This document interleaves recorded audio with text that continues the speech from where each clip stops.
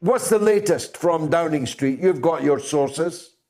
Yeah, well, the latest, and this has literally just come through to me in the last couple of minutes from some prominent members of the ERG, is that they're expecting Boris Johnson to stick to red lines, which does actually mean potentially that a deal might be drifting away, because I don't see how the European Union will compromise too much on some of their core principles as well.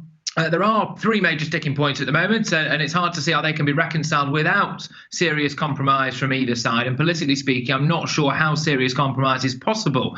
Fishing rights, state aid, and the ability to seek competitive advantage are the three main areas, although they're all actually slightly interlinked. Just starting with the fishing rights one. Now, this is, of course, a symbolic part of Brexit, but recently people have been keen to point out that it only accounts for 0.1% of the UK economy. Now, I see this as being an exceptionally short-sighted way of looking at things. And so does Boris Johnson, I feel. According to the latest Marine Centre data, UK vessels only account for 32% of fish caught in our own waters. So therefore, if we had total control, not only would it increase our fishing economy, simultaneously, of course, as well, boosting the decimated coastal towns, but it would also ruin the fishing industries of no less than 12 EU member states. So if the EU gives in to Britain's demands, it ruins the fishing industries of 12 of its own nations, which it can't really do. And if Boris gives in to EU demands, then he's betrayed Brexiteers, which he can't really do. Now, on the other issues of state aid and competitive advantage, I think the ability to trade freely and make your own rules and regs and set your own terms is a key element of